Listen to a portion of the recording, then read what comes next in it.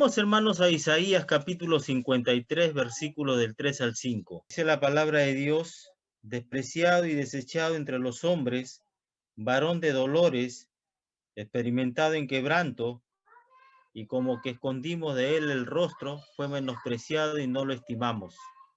Ciertamente llevó él nuestras enfermedades y sufrió nuestros dolores, y nosotros le tuvimos por azotado, por herido de Dios y abatido. Mas él herido fue por nuestras rebeliones, molido por nuestros pecados. El castigo de nuestra paz fue sobre él, y por sus llagas nos fuimos nosotros curados. 700 años antes de que el Señor sea crucificado, ya Isaías estaba profetizando, ¿no?, acerca del Señor Jesús, 700 años antes. Y esto, la lectura de estos versículos, ¿no?, nos indican de que cuál iba a ser el comportamiento del Señor Jesús en esos momentos en que él lo iban a crucificar.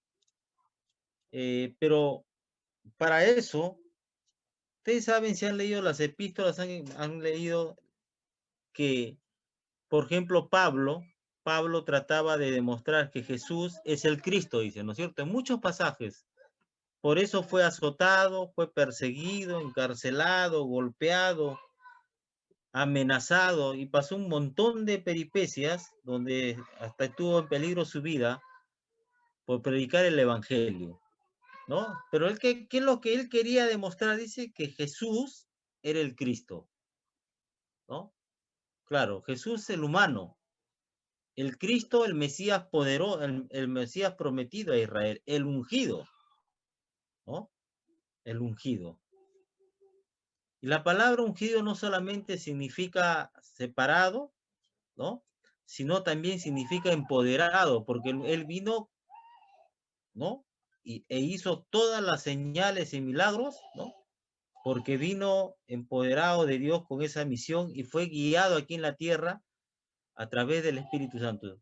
Las únicas versículos que mencionan que Dios hizo maravillas por mano de Jesús y por mano de Pablo, después no he encontrado hasta ahora, ¿no?, que diga acerca de otro apóstol. No. Dice que Dios hizo maravillas por mano de Jesús y también hizo maravillas por mano de Pablo. Hermanos, ¿pero qué? ¿Por qué? ¿Por qué? Por ejemplo, vamos a Isaías 11, retrocedamos a Isaías 11, ¿no? ¿Por qué el pueblo, él vino por su pueblo, no lo aceptaron, ¿no? Dice, versículo 1, saldrá una vara del tronco de Isaí y un vástago retoñará de sus raíces, y reposará sobre él el espíritu de Jehová, espíritu de sabiduría y de inteligencia, espíritu de consejo y de poder, espíritu de conocimiento y de temor de Jehová. Sí. Isaías estaba anunciando ya muchos años que iba a nacer como un bebé. El versículo 1 significa un vástago, dice. Iba a nacer como un bebé. Pero cuando nació, el pueblo no lo aceptó. El pueblo no lo aceptó, a pesar de que vino por ellos. Porque, acuérdense el pasaje cuando la mujer sirofenicia, ¿no? Sirofenicia acude a él para que la ayude, porque su hija dice que estaba poseída de un demonio, ¿no? El Señor le dice, no, no la quiso atender. ¿Por qué? Porque él vino primeramente por su pueblo. Pero ante la insistencia de ella, ante la fe, ¿no?, cuando le dijo que aunque los perrillos sí, o sea, comen las migajas que caen de la mesa de sus amos, entonces él le dijo, bueno, ¿no?, ya anda a tu casa que tu hija ya está sana, ¿no? Pero él vino por su pueblo, hermanos. Pablo es el que cuando ante la negativa de ellos de aceptar, entonces Pablo es que se va a los gentiles, ¿no? El evangelio nos alcanza a nosotros.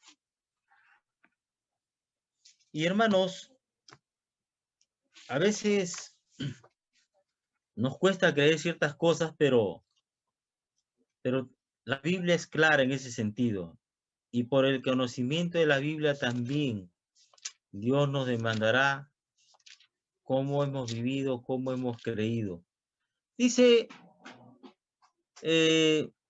nos está diciendo que el Señor ocupó nuestro lugar. Como en la mañana hemos visto en 1 Corintios capítulo 15, versículo 3, dice que Cristo, ¿no?, murió pagando nuestros...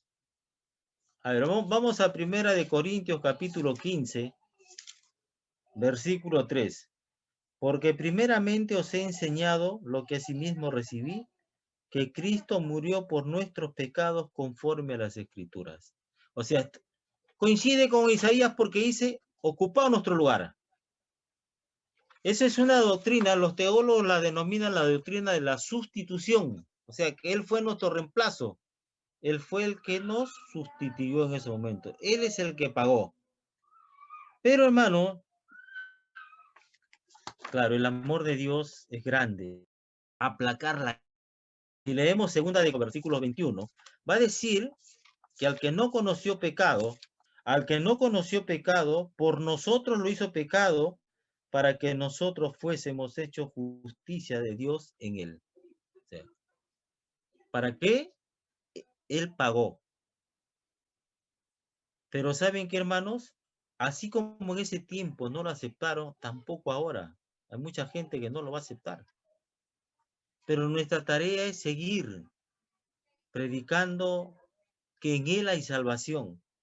El tema del domingo 11 es claro. Fíjese que yo he enviado ahí un video corto acerca del ecumenismo. Ustedes saben que muchos dicen Dios es amor, ¿no? Hay que buscar la unidad, ¿no? En muchos países, por ejemplo en Europa, se siente un cura, un pastor, un imán. Un imán es un sacerdote del islamismo, del islam. Y hacen reuniones conjuntas en varios lugares. Pero el Señor no dice que sacrifiquemos la verdad en aras por la unidad. No. La verdad es la Biblia, nosotros tenemos que enarbolarlas, mantenerlas en alto, así nos digan de repente que no amamos a Dios. Porque el que ama a Dios tiene que cuidar la verdad. Tiene que cuidar la verdad. Y eso pasaje de la unidad de Dios, no sé, la unidad. Los curas dicen que nosotros somos sus hermanos separados, pero la verdad es que nunca hemos sido hermanos de ellos, ¿no? Nunca, porque ellos tienen otra doctrina. No somos hermanos separados. Nunca hemos sido ni a primos llegamos con ellos. Así que tener eso claro. Pero hermano, dice que fue despreciado por su propio pueblo. Y leamos el Evangelio de Juan, capítulo 1, versículos 10 al 12. O sea, fue rechazado por su propio pueblo. Dice, en el mundo estaba, y el mundo por él fue hecho, pero el mundo no le conoció. A los suyos vino y los suyos no le recibieron, o sea, no le aceptaron. Mas a todos los que le recibieron, a los que creen en su nombre, les dio potestad de ser hechos hijos de Dios. ¿Ah? Se está refiriendo, ¿no?, a todos los que hemos aceptado a Jesucristo como el Salvador y el Señor de nuestras vidas. Hermanos, somos hijos de Dios y los hijos de Dios tienen que vivir de acuerdo a la voluntad del Padre Celestial. Este tiempo yo les aconsejo, les ruego que lean su Biblia, estudien la Biblia, porque esta situación de la pandemia no solamente se trata de eso. No sé si ustedes han escuchado que se va a instaurar un nuevo orden mundial. Y eso nosotros tenemos que ya ir a, a ir discerniendo los tiempos. Se viene, dice, un nuevo orden mundial. Según los escatólogos, se viene un nuevo orden mundial. Y donde quién va a ser el abanderado es el anticristo. Entonces quiere decir que la venida del Señor está más cerca de lo que esperábamos nosotros. Hermanos, en este tiempo que es tan sensible, donde mucha gente se enferma, muchos están partiendo, se busca la sanidad. Sí, yo tengo toda la seguridad, estoy convencido al 100% que el Señor sana, ¿no? No solamente salva, sino que tiene todo el poder y los recursos para sanarlo. Pero también sé que Él obra de acuerdo a su voluntad y a sus propósitos. No a la voluntad ni los propósitos del ser humano, sino a los de Él, ¿no? Quiero precisar eso, hermano, porque a veces he visto muchos hermanos que han abandonado la fe porque dicen, cuando yo le pedí, no me ayudó, no sanó a mi mamá, no sanó a mi papá, no sanó a mi hijo, ¿no? No hizo esto, no hizo lo otro. Y hermano, hasta ahora no encuentro un versículo en la Biblia donde dice que Dios va a hacer lo que nosotros querramos. La soberanía de Dios, ¿no? Es que hace las cosas, dirige la historia de acuerdo a su voluntad y sus propósitos. Nosotros, y entonces, hermanos, la fe no me impide ver la realidad, porque si yo no aceptaría la realidad, entonces los psicólogos llaman a eso escapismo, aquel que no acepta la realidad y se crea otras cosas. No, la fe no puede reemplazar ni me puede hacer impedir que yo vea la realidad, ¿no? Más bien, cuando tengo estos momentos difíciles, con la fe en el Señor, ¿no? Tengo que aferrarme a las manos de Dios para que Él me ayude a pasar esos momentos difíciles. Esa debe ser el Señor sabe que estamos en tal o cual situación. El Señor conoce qué es lo que está pasando, qué es lo que estamos pasando. Pero ¿qué dice? ¿Qué dijo David, no? Aunque pase por valles de sombras de muerte, no temeré mal alguno, porque tú estarás conmigo. El Salmo 46 dice, Jehová es nuestro amparo, ¿no? Nuestra fortaleza y nuestro pronto auxilio en las tribulaciones, o sea, en los momentos difíciles. Nuestro pronto auxilio. Pedro ya en el Nuevo Testamento me dice, echando toda vuestra ansiedad sobre Él, porque Él tiene cuidado de vosotros. Hermanos, la fe nos va a llevar, ¿no? En esos momentos a buscarlo a Él. De repente lo vamos a hacer como más, más intensamente que cuando estamos en condiciones tranquilas, ¿no es cierto? Sosegadas, donde todo no, no pasa nada. Pero saben que, hermanos, la Biblia nos dice que la fe crece en medio del sufrimiento. La fe crece en medio del sufrimiento. No crece en los momentos difíciles, en los momentos de bonanza, ¿no? No, ahí no. La fe crece en los momentos difíciles. Y hermanos, cuando nosotros tenemos fe, vamos a buscar a Dios. ¿Y saben qué? Nos vamos a enfocar, vamos a entender que nuestro tiempo aquí en la tierra es corto comparado con el tiempo que vamos a pasar la eternidad, ¿no? El Salmo 90 nos da una referencia del tiempo de vida que va a pasar aquí en la tierra cada ser humano. 70, 80, dice, y los que son bendecidos por Dios pues pasan más de los 80, ¿no es cierto? Pero a la final nuestra vida está en las manos de Dios porque dice que hemos sido comprados por precio y el precio de nuestro rescate fue invaluable, ¿no es cierto? Pero nos dice que no fue con oro ni con plata, sino con la preciosa sangre de nuestro Señor Jesucristo. O sea, un precio invaluable. Entonces, hermanos, ¿cómo debe vivir el cristiano aquí en la tierra? no debe aferrarse acá. Somos pasajeros, somos extranjeros. Y cuando nosotros, por ejemplo, si usted lee el capítulo 11 de Hebreos, va a ver que ellos su mirada no estaba acá.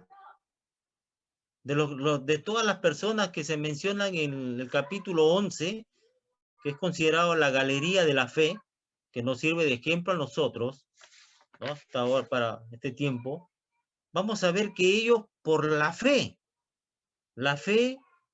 hizo que ellos, dice, esperaran otra, ¿no? Su mirada estaba en la eternidad, no estaba aquí en la tierra. Estaban en la tierra, sí, pero su mirada estaba en lo eterno.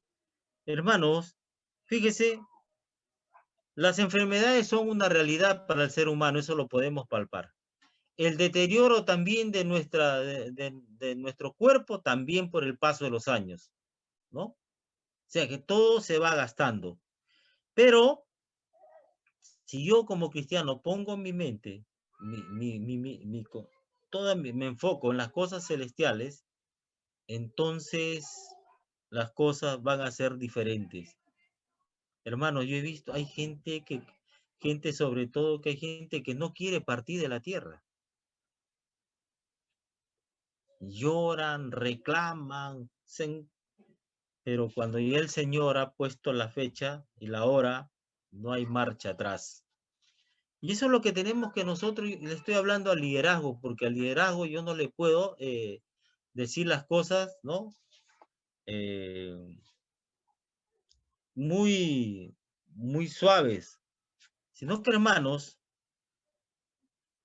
dice que Jesús no solamente cargó nuestras enfermedades en la cruz, sino soportó nuestros dolores, adquirido, nosotros hermanos, la Biblia nos dice claro, que lo que sembramos cosechamos. O sea, las decisiones que nosotros hemos tomado, ¿no? Tienen consecuencias y las consecuencias las vamos a asumir nosotros. Muchas veces la gente llega a los pies de Cristo y dice, pero si el Señor me ha perdonado, ¿por qué tengo que pasar todas estas cosas? Porque a nadie le gusta cosechar, no le gusta cosechar. Pero nuestras decisiones tienen consecuencias. Si son buenas decisiones, ¿no? Tendrán buenas consecuencias. Si son malas decisiones, tenemos que asumir las consecuencias de ello. Pero no crean que acá, ¿no? No pasa nada. Yo hago lo que quiero, vivo como quiero, ¿no es cierto? Y ya. No, hermanos. Dice la Biblia no os engañéis. Dios no puede ser burlado. Todo lo que el hombre siembre, eso segará o cosechará. Y dice también la Biblia que por sus heridas fuimos sanados, ¿no? Totalmente y eternamente. Sí. Aquí vamos a ver la enfermedad, vamos a sufrir un montón de situaciones difíciles, pero en la eternidad las cosas van a ser diferentes. ¿Qué es lo que quiere? ¿Qué es lo que quiere en estos casos el Señor? Vayamos a Hebreos capítulo 12, versículos 2, ¿no?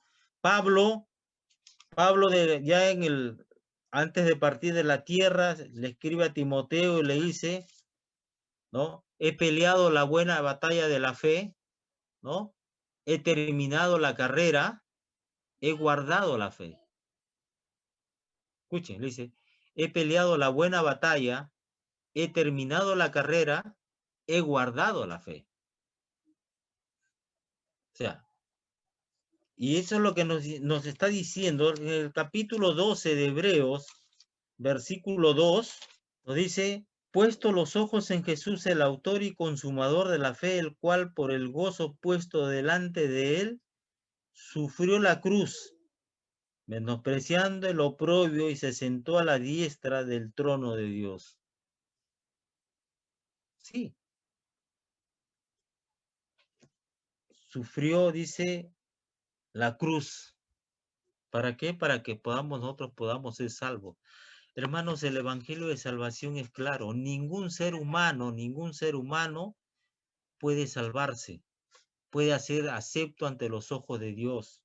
La única manera que pueda ser salvo es aceptando a Jesucristo como su Salvador y el Señor de su vida. Cuando a mí me hablan, por ejemplo, yo converso sobre estos temas que están pasando ahora, les hago recordar lo que dice la Biblia, ¿no? Porque hay temor, hay inseguridad, hay incertidumbre por la situación que estamos pasando.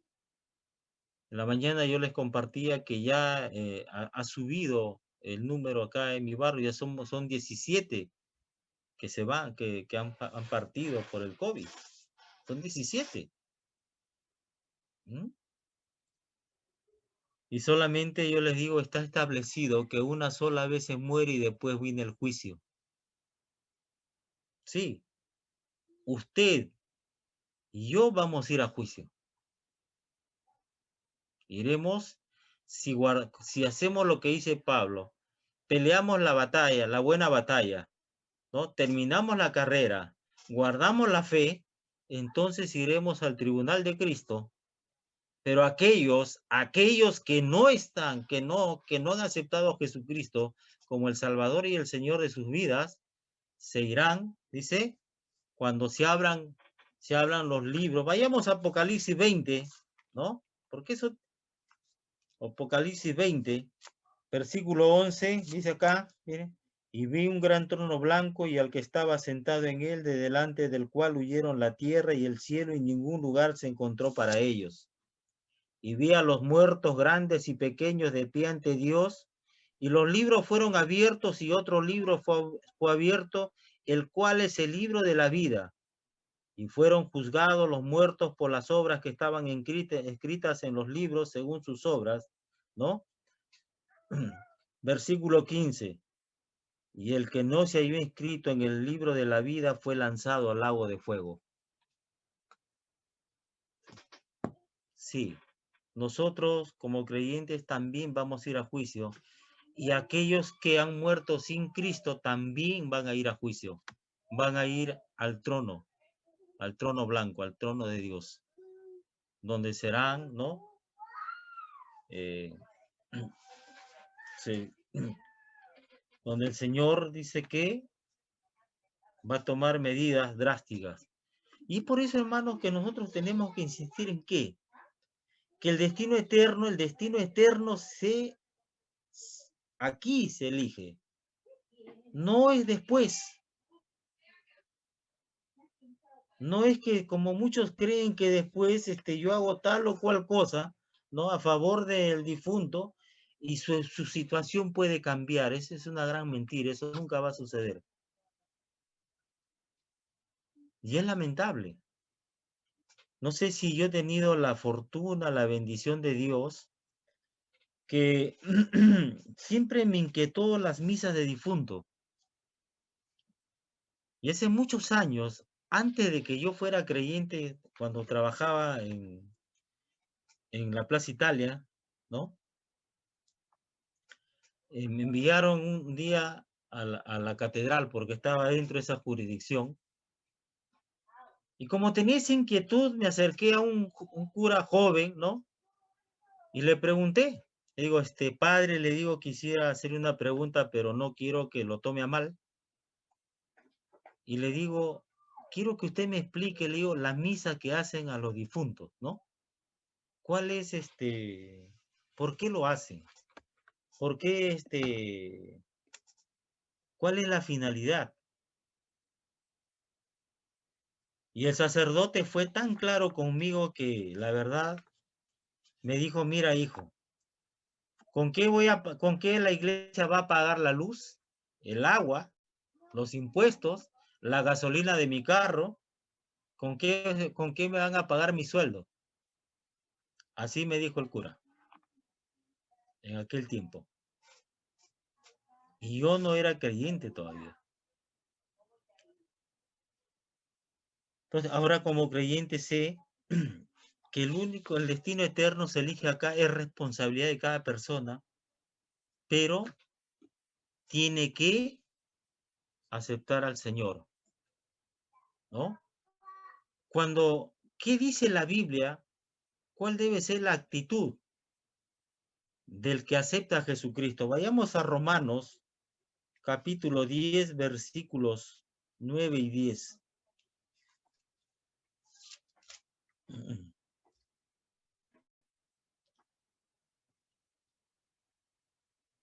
Vamos a leer del 8.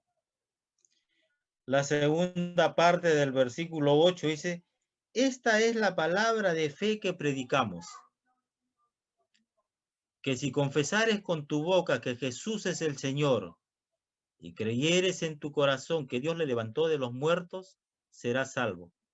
Porque con el corazón se cree para justicia, pero con la boca se confiesa para salvación.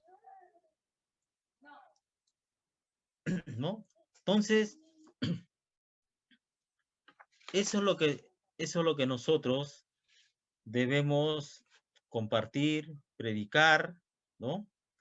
Hermanos, siempre se ha tratado de desvirtuar. No sé si ustedes han visto, pero yo he visto 2 programas hace tiempo de Discovery Channel, donde se negaba de una manera no directa, porque decían que habían encontrado, ¿no?, la tumba de Jesús, que habían encontrado huesos y que lo iban a someter al examen de carbono 14 para ver la antigüedad y bueno, exámenes antropológicos para determinar si era de él, ¿no es cierto? Como si él, bueno, siempre ha habido eso, pero eso no es nuevo, hermano. Eso no es nuevo. Fíjese la actitud de los religiosos de aquel tiempo, porque ellos no quisieron. Vamos a Mateo 28, porque es vital que nosotros creamos en la resurrección, porque dice la Biblia que así como Él resucitó, nosotros también resucitaremos. ¿Cuál es la actitud de los religiosos de aquel tiempo? ¿No? O sea, los principales sacerdotes y los fariseos. Veamos el versículo 62 del capítulo 27 de Mateo. Al siguiente, que es después de la preparación, se reunieron los principales sacerdotes y los fariseos ante Pilato diciendo, Señor, nos acordamos que aquel engañador dijo, viviendo aún, después de 3 días resucitaré. Manda pues que se asegure el sepulcro hasta el tercer día, no sea que vengan sus discípulos de noche y lo hurten y digan al pueblo, resucitó de entre los muertos, y será el postrer error peor que el primero. Y Pilato les dijo, ahí tenéis una guardia, id a asegurarlo como sabéis. Entonces ellos fueron y aseguraron el sepulcro sellando la piedra y poniendo la guardia. ¿No? Fíjese, que decían, aquel engañador nos dijo que resucitaría después de 3 días, ¿no? Bueno, se dio la resurrección, hermanos. A pesar de la guardia, todo se dio la resurrección. Vayamos al versículo 11 del capítulo 28. Mientras ellas iban, o sea, refiriéndose a las mujeres que se le había dado encargo que avisen a los demás discípulos que él iba a Galilea. Mientras ellas iban, he aquí unos de la guardia fueron a la ciudad y dieron aviso a los principales sacerdotes de todas las cosas que habían acontecido. Reunidos los ancianos y habido consejo, dieron mucho dinero a los soldados, diciendo, decid vosotros, sus discípulos vinieron de noche y lo hurtaron, estando nosotros dormidos. Y si esto lo oyere el gobernador, nosotros le persuadiremos y os pondremos a salvo. Y ellos tomando el dinero. Entonces, hermanos, es vital que nosotros creemos que la resurrección de Cristo se ha dado. Si nosotros leemos Hebreos capítulo 10, versículo 12, nos va a decir que la tumba no pudo retener al Señor.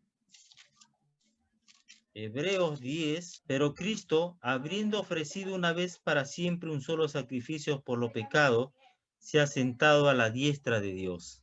O sea, Él está a la diestra de Dios. Está intercediendo por su iglesia. Y hermanos, entonces, esa es la esperanza del cristiano. Y Pedro nos dice que nosotros debemos compartir esa esperanza, pero nos dice dos cosas cómo debemos hacerlo. Vayamos a Primera de Pedro, capítulo 3, versículo 15. Primera de Pedro, capítulo 3, versículo 15, dice así. La segunda parte dice, y estad siempre preparados para presentar defensa con mansedumbre y reverencia ante todo el que os demande razón de la esperanza que hay en vosotros, ¿no? Entonces, con mansedumbre, ¿no? Y con reverencia, o sea, con gentileza y con respeto. No sé si ustedes han tenido la oportunidad de escuchar a unas personas que predican en el hospital de Coyique, un poco más y dicen que descienda fuego del cielo, ¿no? Sobre los pecadores. Así no manda la Biblia. La Biblia nos dice que es con gentileza y con respeto. Nosotros no convencemos a nadie. El Espíritu Santo es el que convence de pecado, de justicia, ¿no? Y de juicio. Hermano, ¿cómo puedo ser salvo hoy? ¿Y salvo de qué? ¿Salvo de qué? Eso tenemos. Salvo de la condenación eterna, salvo de la esclavitud del pecado, ¿no? Porque dice, si yo reconozco el sacrificio de Cristo, ¿no es cierto?, en la cruz por mi vida, y acepto que Jesús fue herido por nuestras rebeliones, lo cual nos deja sin pretexto, o sea, sin justificación. Vamos a ver, hermanos, porque hay gente que dice, pues, que son buenas personas, son decentes, nunca mataron, nunca han hecho nada indebido. Pero vamos a Romanos capítulo 3, versículos 10 al 12, ¿sí? Vamos a ver. Como está escrito, no hay justo ni aun uno, no hay quien entienda, no hay quien busque a Dios.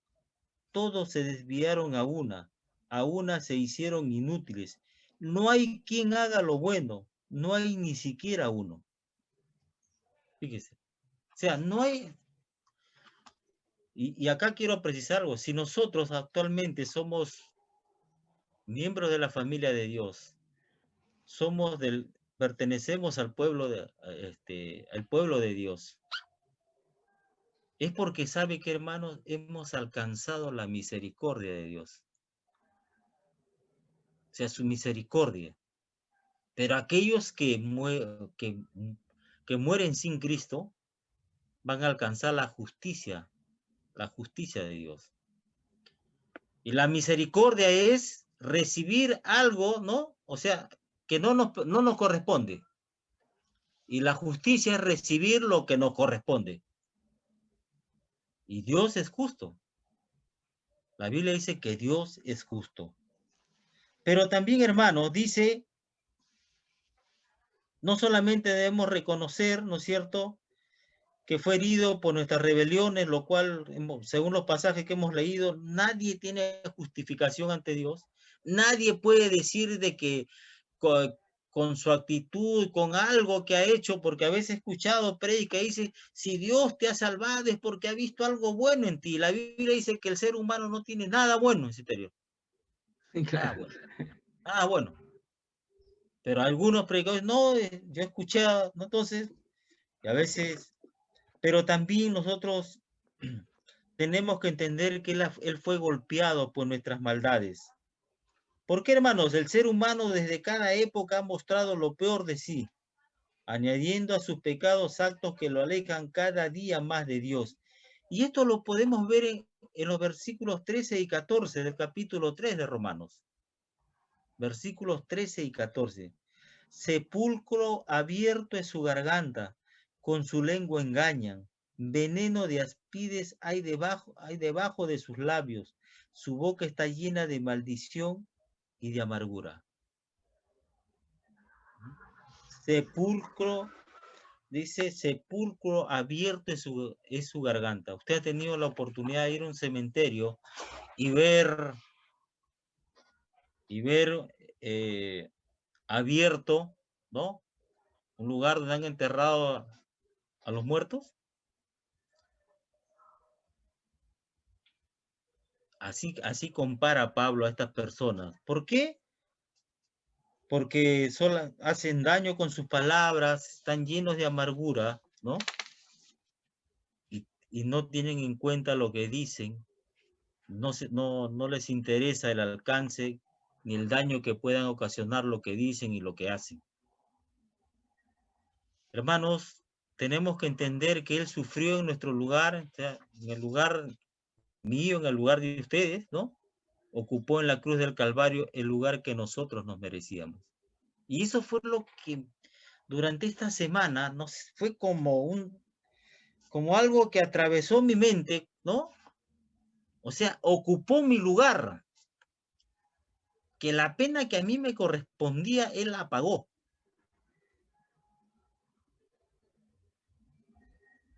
Y hermano, la verdad, cuando eso cala en lo más profundo de nuestro ser, ¿no? Entonces nuestra gratitud al Señor crece, crece.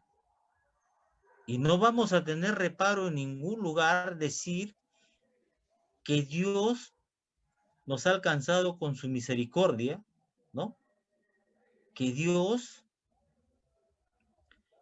lo ha hecho por pura gracia, porque nosotros no teníamos ante Él ningún mérito para ser miembros de su familia, integrantes de su pueblo. Él ocupó nuestro lugar. Hermanos, también dice la Biblia, vayamos a Efesios 1, 7 y 8, para entender de que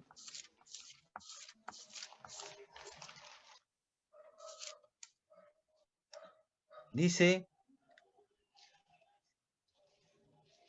en quien, o sea, refiriéndose a Jesús, dice, en quien tenemos redención por su sangre, el perdón de nuestros pecados según la riqueza de su gracia, que hizo sobreabundar para con nosotros en toda sabiduría e inteligencia. ¿No? ¿En quién tenemos? ¿En quién hay redención? En Jesucristo. Es el único. Por eso es que Pablo le dice a Timoteo, el único mediador entre Dios y los hombres, Jesucristo hombre. No hay otro. No hay otra manera de llegar al Señor. En Juan 14:6, el Señor le dijo cuando partía, cuando sus discípulos estaban tristes, ¿no?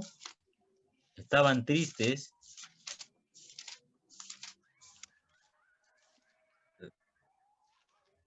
Vamos a leer el primer versículo, dice así. Cuando ya Jesús